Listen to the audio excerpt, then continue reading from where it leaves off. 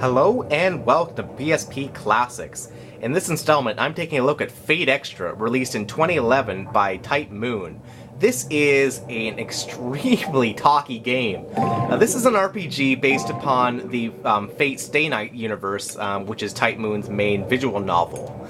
Based upon a visual novel, even though this is an RPG, it has many visual novel elements to it, such as a lot of first-person narrative. Now, I know this is going to be hard to read, and I apologize for that, but that's because it's hard to read even on the PSP screen itself. They give you this slightly white text against the slightly darkened background. You have to turn the brightness all the way up on the PSP screen to even make this visual.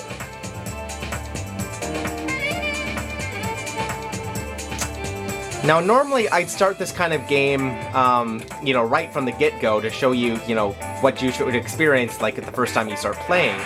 But, like I said, this game is extremely talky.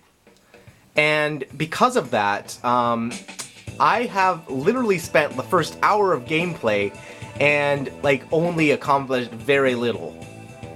The game is extremely talky and slow-paced. So if that's not really your thing, then you're probably not going to enjoy this game. I'd probably say within the first hour alone of this game has more text and dialogue than most games do their entire game. Fortunately, whenever there is actual dialogue and not just monologue, the dialogue is very easy to read with beautiful looking portraits that, very well display what each character are saying, with black backgrounds and very bright white text.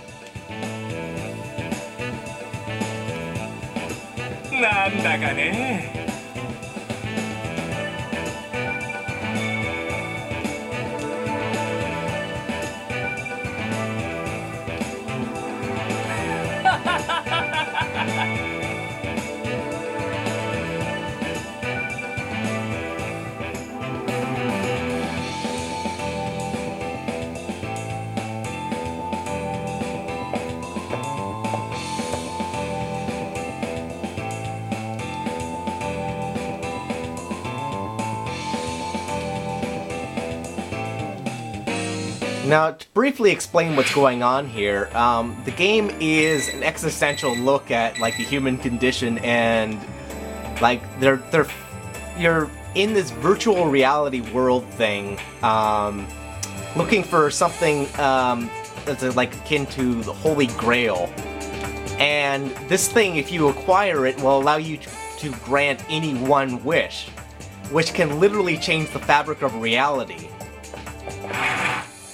It's a little bit much, but, Japanese game.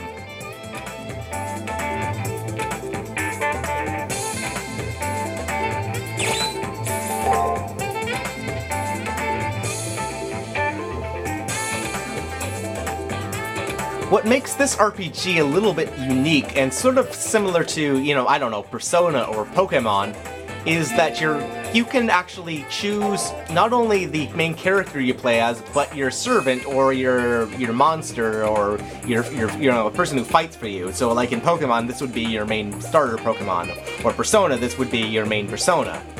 I chose just the generic female character. You could choose a male character if you want, and you give them a name. My name was Toyori Amazura. You can name them whatever you want. Because virtually everyone in the game has just a standard Japanese name that's just left in Japanese, I thought, trying to go with a Japanese sounding name would be the best way to do it, because, you can name your character whatever you want. I don't believe they have any official name, but I could be wrong.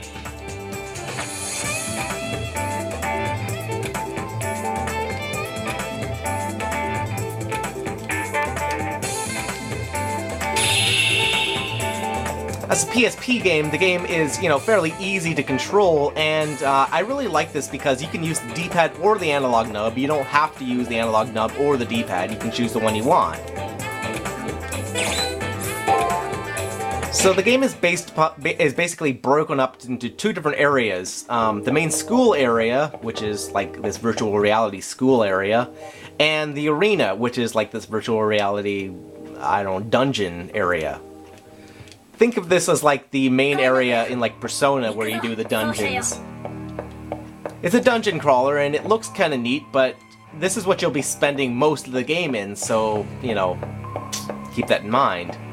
I'm going to introduce a battle here. The battle system in Fate Extra is kind of unique amongst these kind of games because you can do one of 3 different moves, and you do 6 moves per turn. You do attack, guard, or break. They work in a rock paper scissors fashion where attack beats guard, or attack beats break, guard beats attack, and break beats guard. So not one of them is more powerful than the others. Now, different enemies have different things that they prefer to do. So I'm going to do attack, I don't know, guard, attack,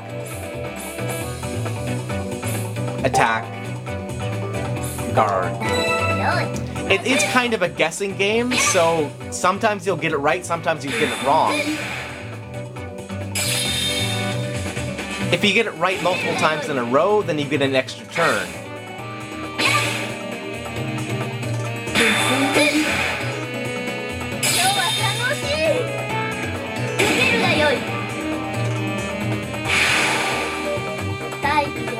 You get to choose the character that you control too. Like this girl in this crimson dress here. I don't have to play as her. I could have chosen a different character, just as you can choose a different beginning Pokemon in like a Pokemon game. The game is rather dark and, you know, very Japanese, I'll say that.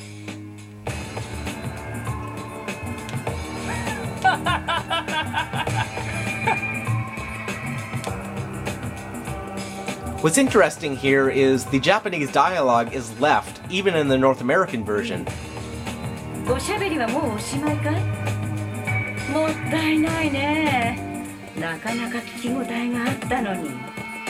Can you tell this game is Japanese?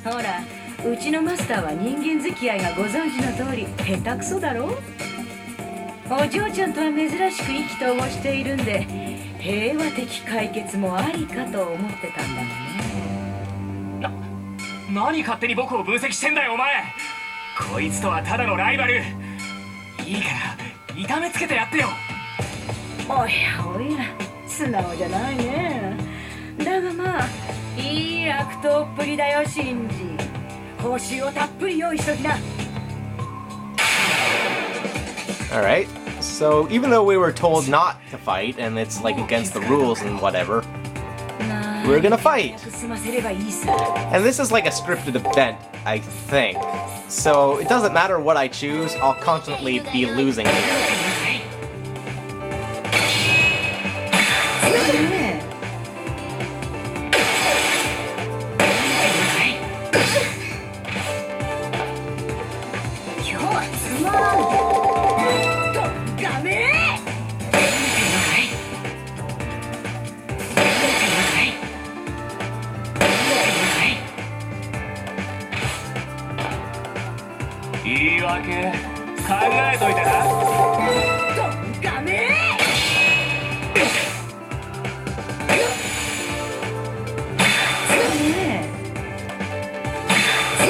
Just along with the rock, paper, scissors battle system, each of the characters have different abilities and skill sets. Since my main character is attacks with a sword, she's like the melee class. And since his servant attacks with ranged weapons, she's an archer class.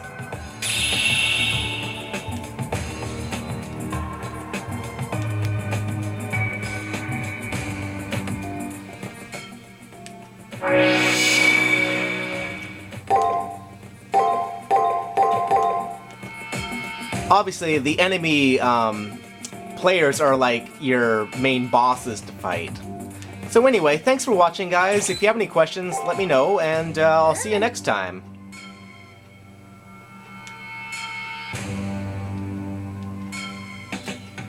Onward. This is kind of cool.